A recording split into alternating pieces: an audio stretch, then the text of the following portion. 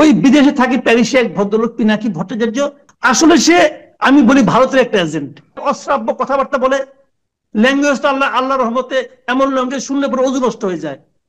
সে ওইভাবে বলে, বলার মাধ্যমে কিছু কিছু মানুষ তাদেরকে উত্তেজিত করে, অনেক হুজুরা তারা পীর মনে করে। কিছু লোক 32 নম্বর বাড়ি যে ভেঙে দিয়েছে, এবং এই ভেঙে দেওয়ার ক্ষেত্রে সবচেয়ে বড় ভূমিকা কে পালন করেছে? ওই বিদেশে থাকে প্যারিসে এক ভদ্রলোক পিনাকি ভট্টাচার্য, এই লোকটা করেছে। এবং সে বলে দিয়েছে কিভাবে ভাঙতে হবে, বলে দিয়েছে কিভাবে হাতুড়ি বাটাল দিয়ে হলো ভাঙতে হবে। আপনারা সবাই সেখানে যান, যে ভেঙে ফেলেন। তারপরে এরই ধারাবাহিকতায় সারা দেশে ভাঙচুর চলেছে। আওয়ামী লীগ অফিস ভাঙচুর হয়েছে, বিভিন্ন নেতাদের বাড়িঘর ভাঙচুর হয়েছে। লাভটা কি হয়েছে? লাভটা হয়েছে এটা, আপনি শেখ হাসিনাকে ফেরত না আনতে পারা যে একমাত্র অপশনটা আছে, সেই অপশনটা তৈরি করে দিয়েছেন। কে তৈরি করে দিল? পিনাকি ভট্টাচার্য তৈরি করে দিল। শেখ হাসিনাকে আমাদের পক্ষে ফেরত পাওয়া আসলে কঠিন। কঠিন এটা আমরাই করে দিয়েছি কঠিন। ভারত শেখ হাসিনাকে ফেরত দেওয়ার ক্ষেত্রে এই যে জাতিসংঘের রিপোর্টটা, এটা কোনো ভূমিকা রাখবে কিনা? আমি এই প্রসঙ্গে একটা কথা বলি। দেখেন, আমরা শেখ হাসিনার বিচার করতে চাই, তো তাকে আপনি যেতে দিলেন কেন? প্রথম প্রশ্ন, তাকে যেতে দিলেন কেন? আপনি বলতেছিলেন যে যেতে না দিলে যেভাবে মানুষ আসছিল তাকে হয়তো মেরেই ফেলতো।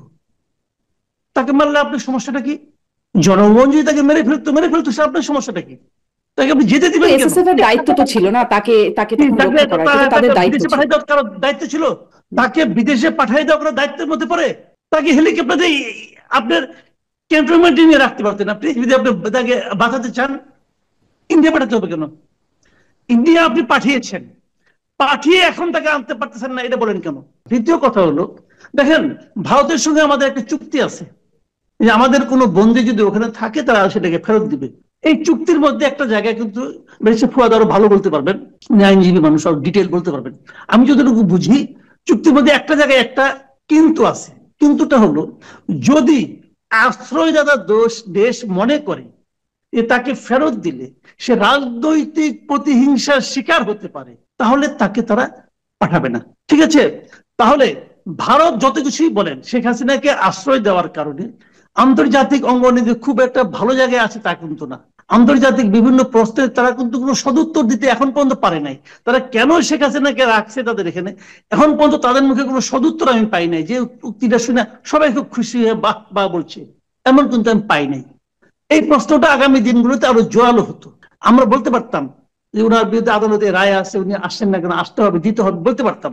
সেই জায়গায় দেখেন একটা ঘটনা আমাদের এখানে ঘটিয়েছে। কে ঘটিয়েছে?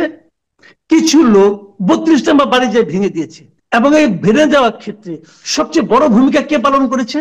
ওই বিদেশে থাকে প্যারিসে এক ভদ্রলোক পিনাকি ভট্টাচার্য, এই লোকটা করেছে। এবং সে বলে দিয়েছে কিভাবে ভাঙতে হবে, বলে দিয়েছে কিভাবে হাতুড়ি বাটাল দিয়ে হলো ভাঙতে হবে। আপনারা সবাই সেখানে যান, যে ভেঙে ফেলেন। তারপরে এরই ধারাবাহিকতায় সারা দেশে ভাঙচুর চলেছে। আওয়ামী লীগ অফিস ভাঙচুর হয়েছে, বিভিন্ন নেতাদের বাড়িঘর ভাঙচুর হয়েছে। লাভটা কি হয়েছে? লাভটা হয়েছে এটা, আপনি শেখ হাসিনাকে ফেরত না আনতে পারা যে একমাত্র অপশনটা আছে, সেই অপশনটা তৈরি করে দিয়েছেন। কে তৈরি করে দিল? পিনাকি ভট্টাচার্য তৈরি করে দিল। এবং এটা তৈরি করে দিয়ে পিনাকি ভট্টাচার্য কার সুবিধা করলো? ভারতের সুবিধা করলো। এই লোক সারাদিন ভারত ভারত এনটি ভারত এনটি ভারত কথাবার্তা বলে, আসলে সে আমি বলি ভারতের একটা এজেন্ট। সে আমাদের এখানে সবসময় একটা আওলা লাগাইয়া আমাদের দেশটাকে অস্থিতিশীল করার জন্য সবসময় সে নানা রকম ফন্দি ফিকির করে এবং উত্তেজনকর বক্তব্য ছাড়ে। একটা জিনিস হলো কি, ডিপ এজেন্ট বলতে একটা কথা আছে। তারা প্রথমত কিছু কাজ করে তাদের আস্থায় যায়, মানুষকে আস্থায় নিয়ে নেয়। তখন যদি এই কাজ, তখন কি সারা দেশে, শুনেন, শেখ হাসিনার পতনটা অনিবার্য ছিল।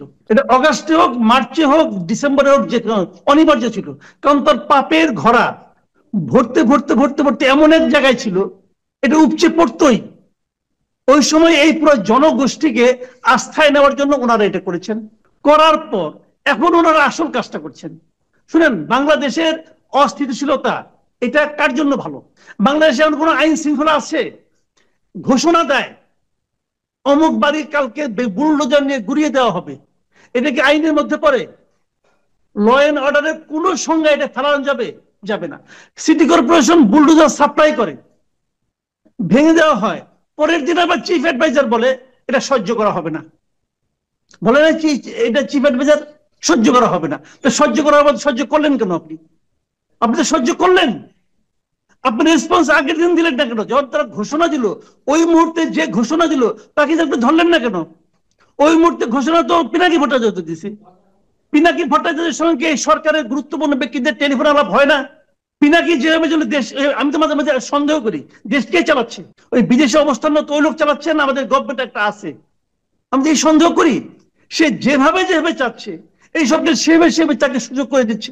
যখন সে বললো পিরিয়ড আর দরকার নেই থামো এখন, তখন সরকার উগ্র হয়ে গেল, শক্ত হয়ে গেল, না আর করা যাবে না। আগে তো বললো না, আগে বললো না কেন?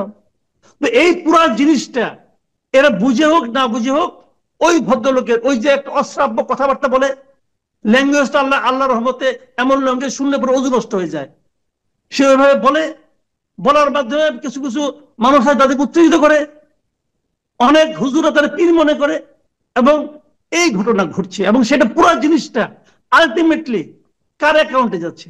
আমাদের দেশ অস্থিতিশীল হলে কার লাভ রে ভাই? কার লাভ? ইন্ডিয়ার লাভ।